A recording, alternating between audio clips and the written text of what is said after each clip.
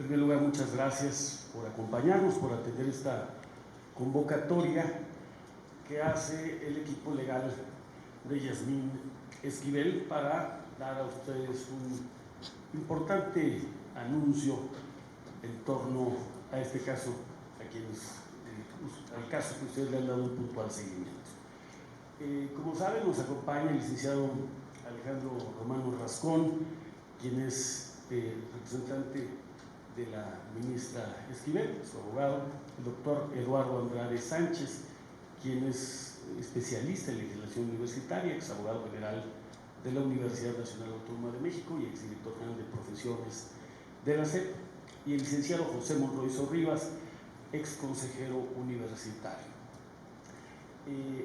Además de los abogados presentes, no queremos dejar de hacer mención y dar un particular reconocimiento al despacho Torres Abogados, que encabezó el licenciado Eric Torres, quienes también colaboraron en el desahogo del asunto que hoy daremos a conocer a ustedes. En primer lugar, le pido al licenciado Alejandro Romano Rascón que nos haga favor de hacer uso de la palabra.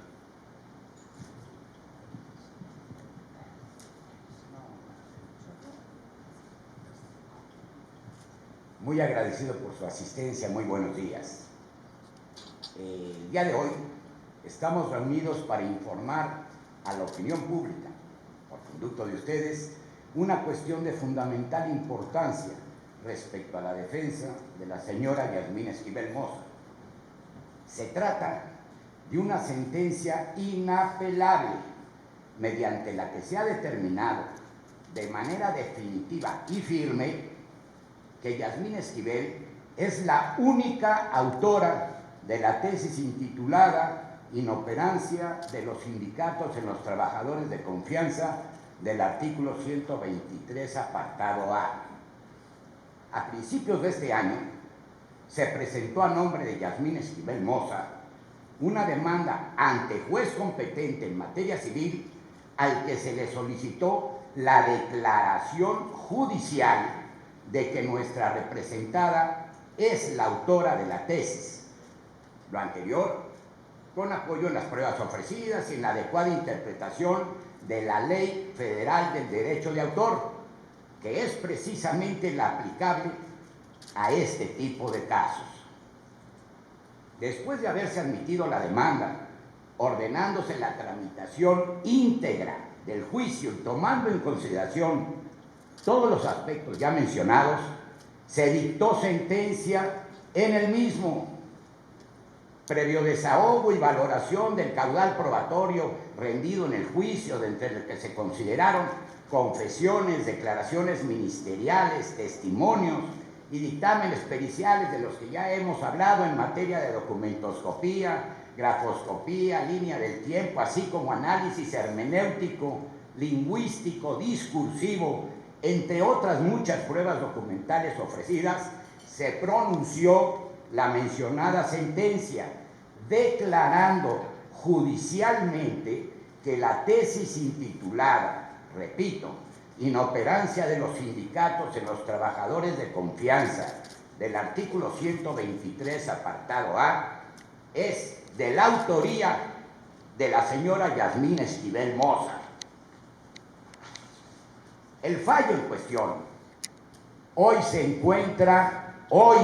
se encuentra elevado a la categoría de sentencia ejecutoria pasada por autoridad de cosa juzgada y, por tanto, obliga a su debida observancia por parte de cualquier persona y, por consecuencia, al expreso reconocimiento de los derechos de autoría de la mencionada tesis en favor de nuestra representada.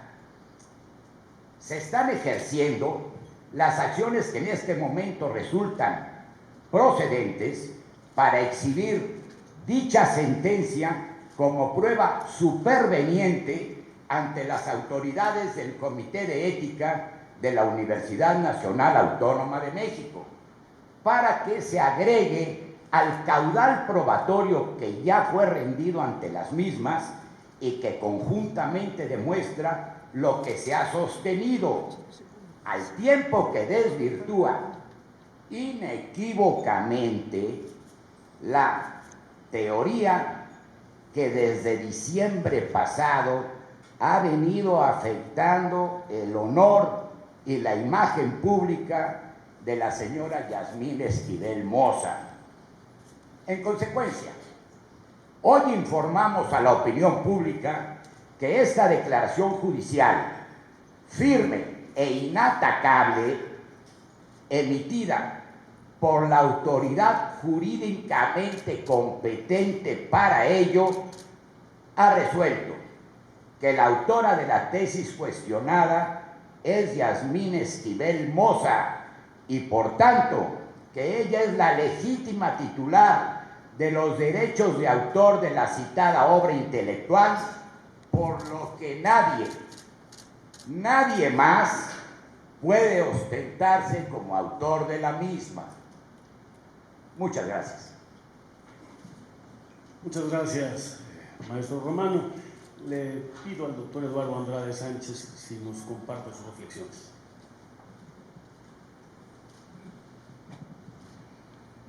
Muchas gracias, bienvenidas, bienvenidos, gracias por acompañarnos hoy. Yo haría solo un abundamiento respecto de lo que ya muy bien explicó el señor licenciado Romano. Y este tiene por objeto explicar, quizá en términos menos estrictamente jurídicos, que son los que proceden, por supuesto, desde el punto de vista de la explicación inicial, pero que tienden a señalar cuál es el valor y el sentido de esta resolución judicial. En estos casos, las sentencias firmes, con autoridad de cosa juzgada, como bien dijo el señor Romano, tienen un valor indubitable, hacen lo que se llama en el proceso de cualquier tipo, hacen prueba plena, es decir, un documento que no puede ser cuestionado porque ya tiene un valor jurídico definitivo, total, firme, absoluto, es una sentencia ejecutoriada y ello ya implica que no existe posibilidad de echar abajo lo que se ha resuelto judicialmente de manera definitiva y firme. ¿Cuál es el efecto de esto en torno al asunto que está llevando? Lo hemos sostenido muchas veces, lo saben ustedes, sin competencia, una instancia universitaria que no tiene facultades para resolver este tipo de casos, porque es el Estado el único que tiene la facultad de certificar una situación que puede ser administrativa en materia de derechos de autor o judicial, que es el Poder Judicial el único competente para poder dejar en claro quién, en caso de conflicto, es el autor o autora de un documento que se ha cuestionado su legalidad. De manera que, al ser una sentencia indubitable, firme, definitiva, una resolución judicial inapelable, el efecto que tendrá el hacerlo de conocimiento de este Comité Universitario de Ética es que el asunto queda, decimos jurídicamente, sin materia. Ya no hay nada que revisar, no se puede analizar lo que ya está resuelto en una sentencia firme. La única decisión posible que puede tomar este Comité Universitario de Ética, que insisto, otra vez, porque lo he dicho una y mil veces, no tenía facultades, no había dispositivos legales, los organismos que manejan las cuestiones éticas son de reciente creación y esta ya es una definición jurídica que no ha lugar de ninguna manera a continuar un análisis de algo que ya se juzgó y se resolvió. Y en esto también vale la pena, yo quisiera hacer una breve referencia al contexto y a los antecedentes, porque no solo es el hecho noticioso, sino es lo que está detrás de lo que ocurre en todo un proceso, no solo legal o jurídico o llevado ante un juez, sino también hay que ver, y en esto yo soy un testigo de calidad, permítanme decirlo así, porque conozco a la actual ministra Esquivel desde hace muchos años, más de 30 años fácilmente, cuando ella llegó a trabajar a la Procuraduría del Distrito Federal. Entonces yo era subprocurador, se había creado una tercera subprocuraduría cuando era procurador Diego Valadez, y ella llegó muy joven, de 20 y tantos años. Estaba en el área que revisaba aspectos de registros criminológicos, de incidencia delictiva, cada semana. A mí me llamaba la atención ver su profesionalismo, su capacidad, su dedicación, desde muy joven, mostrando una preparación que ha servido de base a toda su carrera profesional. Eso también hay que tenerlo en cuenta. Una carrera creada a partir de situaciones difíciles, de una familia de recursos modestos, 5 hermanas, y ella fue adelante trabajando al tiempo que estudiaba. Por eso, y eso se explicó en la línea de tiempo, por eso escoge ese tema de tesis, porque ella, trabajando en una institución bancaria, muy jovencita, todavía no se recibía, se dio cuenta de que la inscribían en un sindicato especialmente diseñado para trabajadores de confianza, y de ahí surgió su inquietud por hacer la tesis en ese sentido. Trabajó en delegaciones políticas, en Azcapotzalco, en Coyoacán, luego llegó a la Procuraduría, que fue donde yo la conocí, y de ahí una carrera de más de 20 años en el ámbito jurisdiccional, impecable, que la llevó a ascender hasta llegar al punto de estar próxima a presidir la Suprema Corte de Justicia. Y ahí es donde viene el ataque. También eso lo he resaltado desde hace mucho tiempo, cómo es que en diciembre, cuando están las vacaciones de la universidad, y las vacaciones universitarias, me consta por experiencia, son prácticamente sagradas, pero de pronto convocan al Comité de Integridad Académica de la FES Aragón, que no tenía ninguna facultad para ello, y emite una declaración justo unos días antes de que se produjera la elección el 1 de enero para decidir quién presidiría la Suprema Corte de Justicia. Es evidente que había ahí una intención de demeritar, de desprestigiar, de dañar a quien tenía esa oportunidad, y efectivamente se produjo un daño que ahora afortunadamente se resarce con esta resolución de carácter judicial que tiene esa característica, que tiene esa naturaleza de su firmeza y su indisputabilidad. Permítanme usar otro término más. Entonces, estamos ya ante una solución definitiva que permite reconocer lo que yo recuerdo haber escrito un artículo en enero diciendo que la realidad saldría a flote y se demostraría la autoría auténtica de esa tesis cuestionada. Déjenme cerrar simplemente refiriéndome a algo que merecería una atención especial de parte de la opinión pública. La fuerza de carácter, la entereza, la dignidad, como se comportó la ministra, empleando los instrumentos jurídicos para combatir una insidia, una infamia diseñada para perjudicarla, y ahí su carácter, su entereza, su resiliencia, se diría en términos actuales, para soportar esos embates y no dejarse vencer por una acción injusta e indebida, ha permitido que finalmente triunfe la justicia y estemos ahora en condición de darlo a conocer a ustedes. Muchas gracias. Finalmente le pido al licenciado José Monroy Sorribas que también nos permita su intervención. Muchas gracias. Primero, muchas gracias por su presencia y su asistencia a cada uno de ustedes. Yo me permitiría subrayar ante esta importante noticia a la que ustedes han dado cuenta, la opinión pública, desde el mes de diciembre, en un acto también poco común, que un tema esté prácticamente en los medios, un día sí y el otro también, etcétera, etcétera. Yo destacaría que este asunto hay que verlo en su perspectiva correcta. Jamás Yasmín Esquivel, hoy ministra, ha peleado contra la universidad. Que quede claro, ella se ha acogido al sistema de derecho mexicano para defenderse frente a la posible arbitrariedad de autoridades universitarias que, sin tener competencia en los órganos que ya se han referido y en los comités que ya se han anunciado, podrían haber hecho algo que perjudicara aún más a Yasmín Esquivel Gómez.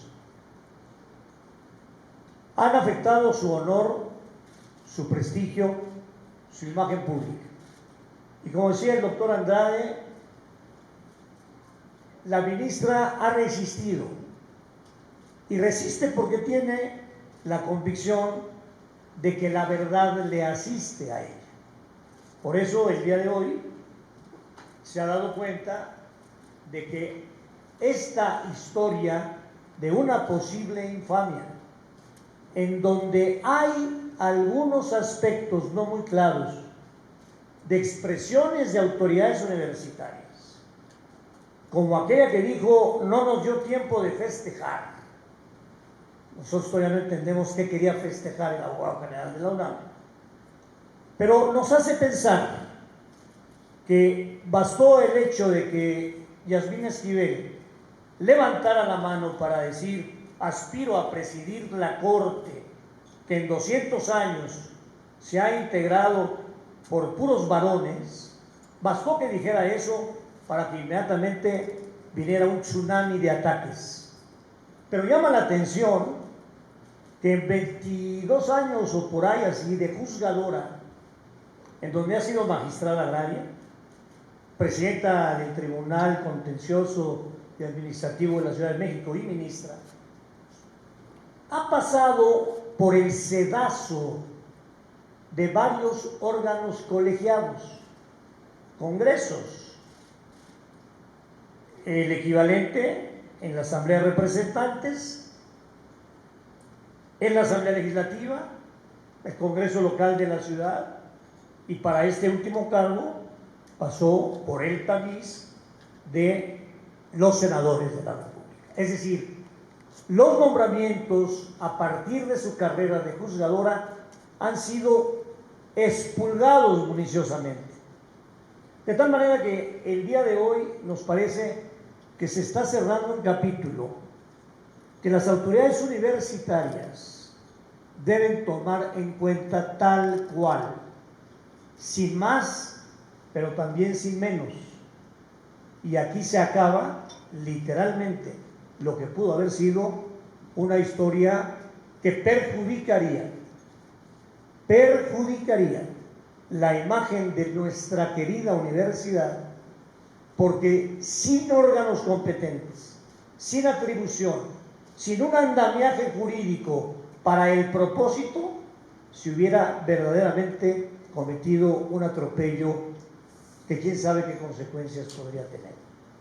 Por mi parte sería mi comentario central. Muchas gracias. Muchas gracias, licenciado Monroy.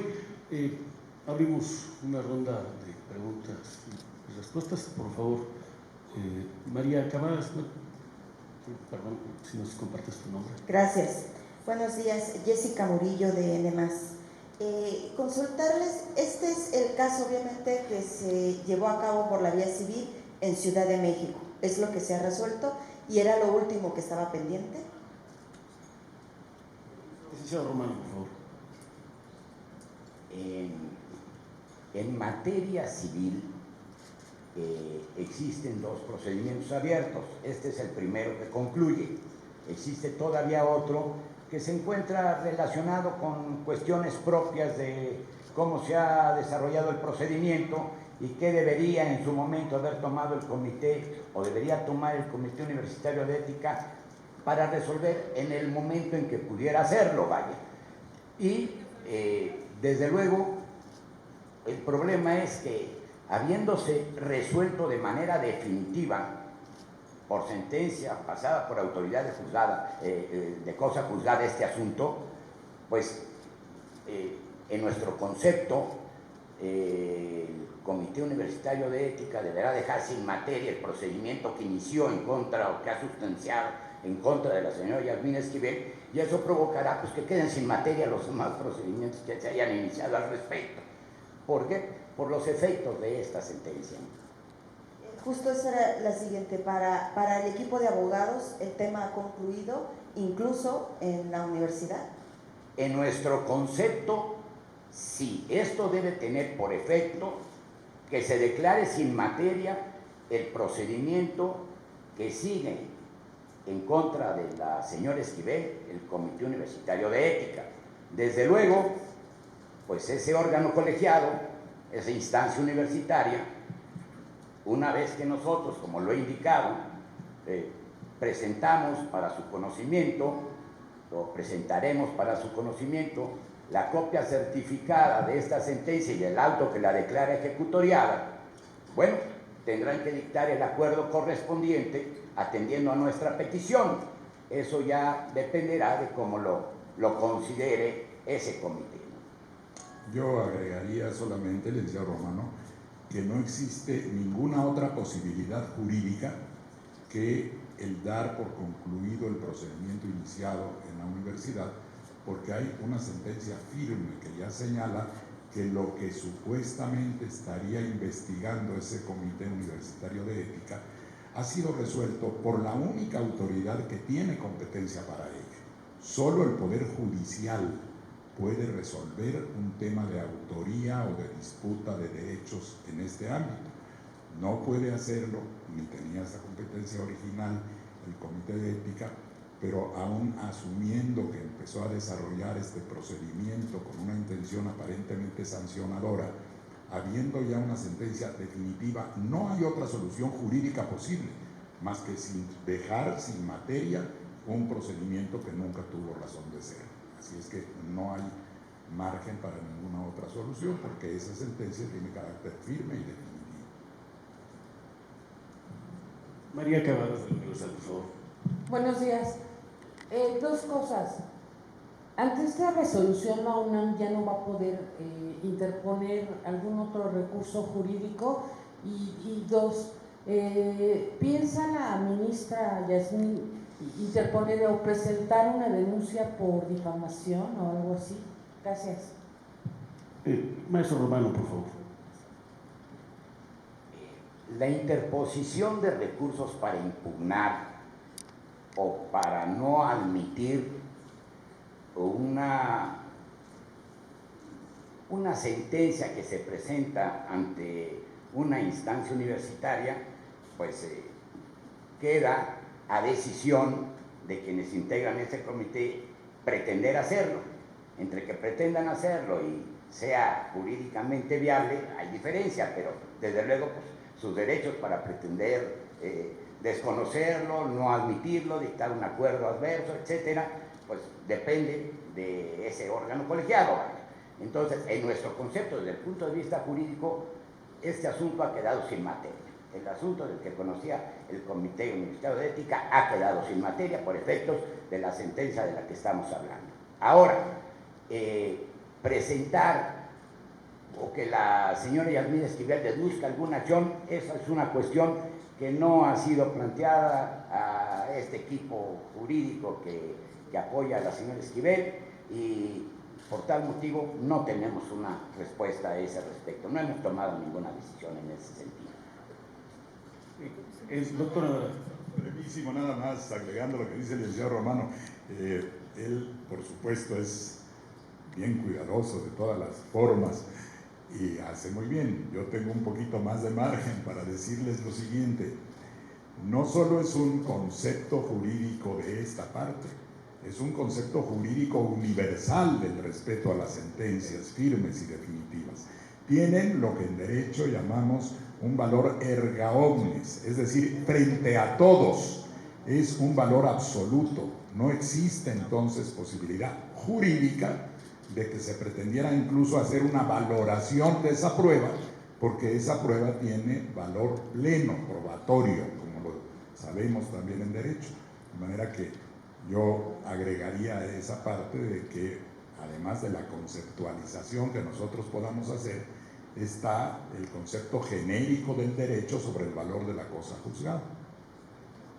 Buenos días, Diana Lastiri de la revista Proceso. Me gustaría regresarme un poco, me gustaría saber qué tipo de juicio fue el que tramitaron, si se trata de una demanda civil, a quién demandaron, para saber también a quién notificaron en el juicio, y si esta persona o la autoridad demandada, me supongo que será el comité de la UNAM, respondió la demanda o se fue en rebeldía. Cuándo se dictó la sentencia, qué juez dictó esta sentencia, y sobre el otro procedimiento, el que todavía está sub judice, qué juicio es y quién es el demandado, por favor. Perdón, bueno, sí, y ahorita les pregunto más. Doctor Andrade, por favor. Son muchas preguntas, pero vamos a ver una por una. El juicio civil se llevó ante el juzgado noveno de lo civil, me corregirá el señor licenciado, efectivamente el juzgado noveno civil. ¿Por qué civil? Porque la materia es civil. La materia relativa a los derechos de autor tiene dos ámbitos de regulación. Uno es el administrativo, que consiste en los registros de la propiedad de las obras, en la protección que se otorga base en ley, pero cuando hay una disputa, algún conflicto, como fue el caso, entonces la autoridad civil es la que tiene competencia para resolver un conflicto de esta naturaleza. La manera como se plantea es entre las partes respecto de las cuales puede existir la duda. La demanda no es una demanda contra el Comité Universitario de Ética ni contra la universidad, sino respecto de quien se estableciera o pretendiera establecerse como autor de esta obra. O sea, contra Edgar Ulises. ¿Perdón? Contra Edgar Ulises Valle. Exacto, pues él sería la contraparte, dado que es la que figura en el procedimiento que surgió a partir de esta investigación irregular, pero que dio lugar a que se planteara como un asunto a resolver por la autoridad civil, que es la única que tiene esa competencia. En consecuencia, se desarrolla con base en las pruebas que ya indicó el señor licenciado Romano, y en función del conocimiento de esas pruebas, la jueza resuelve de manera definitiva, no se impugna el resultado de la sentencia, y una vez que esta queda firme porque no ha sido impugnada, se convierte en cosa juzgada. Eso es respecto a ese tema. ¿El demandado contestó la demanda? El demandado, no sé, el licenciado Romano, tiene...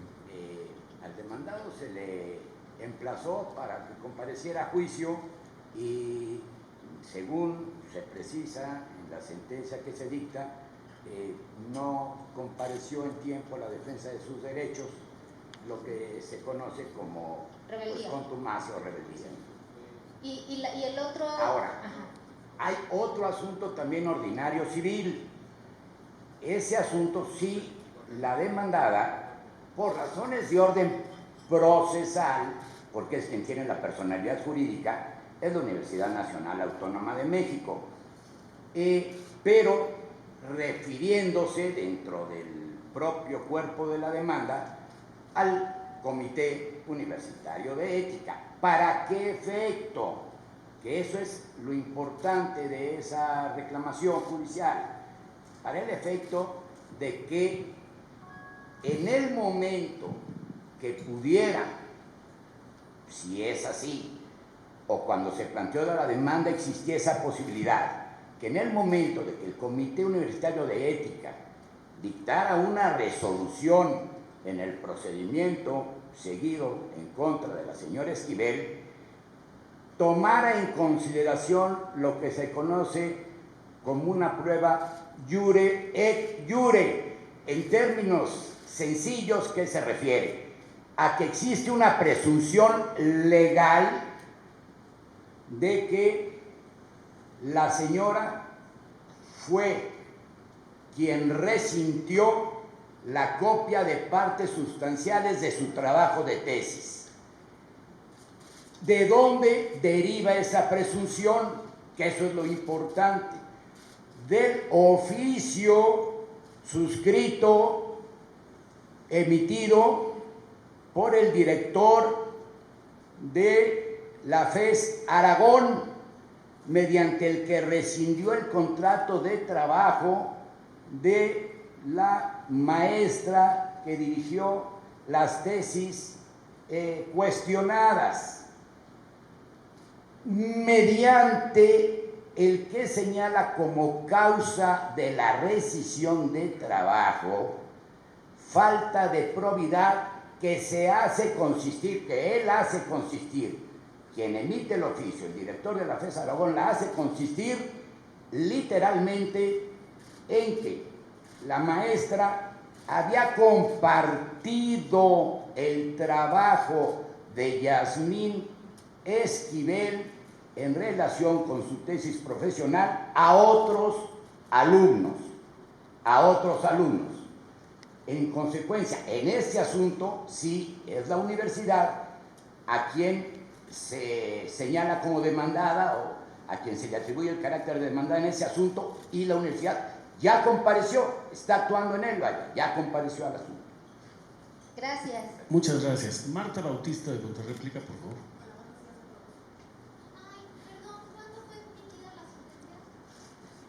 El 17 de mayo.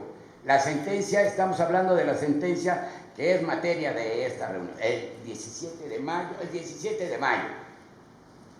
Sí, buenos días a todos. Solo saber si la ministra va a solicitar la reparación del daño que se le causó. Ya habíamos hecho referencia de alguna manera a esa pregunta, en el sentido de que el equipo legal, pues, que esté apoyando la defensa de la señora Esquivel, no ha tomado ninguna decisión en ese sentido, ni tenemos instrucción alguna para ello.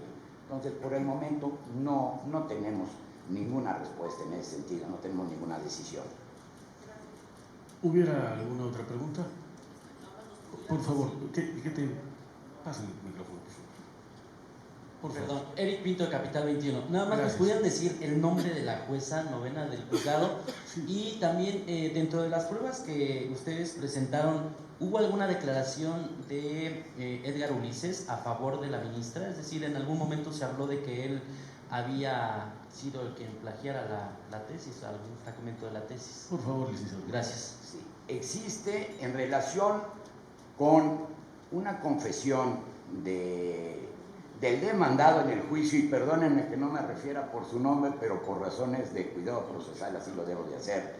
El demandado en el juicio rindió una declaración que consta en lo que se conoce como una fe de hechos ante un notario público, reconociendo efectivamente haber tomado partes del trabajo de tesis de Yasmín Esquivel, justificando su conducta, diciendo que le urgía recibirse, por una parte. Y por otra, hay un documento manuscrito por el propio demandado en ese juicio, mediante el que reconoce lo mismo, que había tomado partes del trabajo de Yasmín Esquivel para satisfacer sus necesidades de recibirse con la mayor rapidez posible.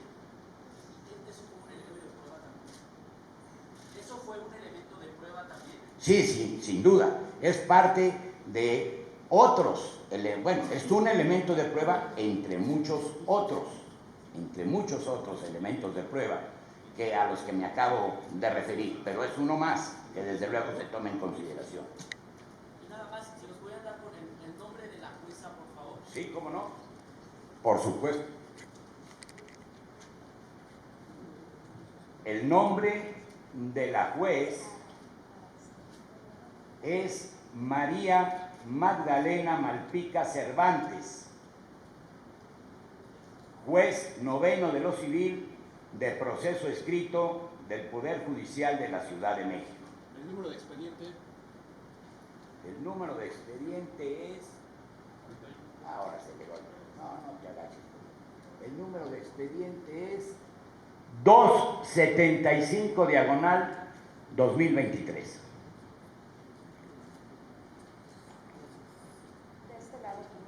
Sí, por favor. Iris Velázquez, del periódico Reforma. Buenos días, abogados. Preguntarles qué va a pasar con esta suspensión definitiva que también han peleado para que la UNAM no se pronuncie al respecto después de esto. ¿Qué va a pasar? Había que plantear ahí dos aspectos.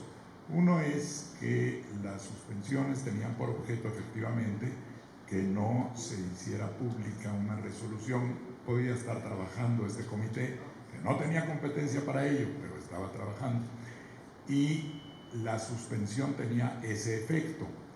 Pero dado el efecto de la sentencia, al momento en que entra con el carácter de prueba plena, con la autoridad de cosa juzgada, como se dice jurídicamente, en ese momento, insisto, la única solución jurídica posible es dejar sin materia el otro procedimiento abierto sin facultades en la universidad.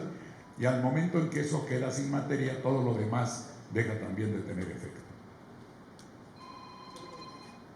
Me permito nada más adicionar esto, por prudencia procesal, para contestar directamente la pregunta en relación con las medidas cautelares, por prudencia procesal, hasta en tanto no tengamos la resolución del Comité de Ética que declara sin materia el procedimiento que inició en contra de Yasmín Esquivel como consecuencia de la sentencia que se exhibirá ante el mismo con los efectos que ya se refirió el doctor Eduardo Andrade, hasta que no tengamos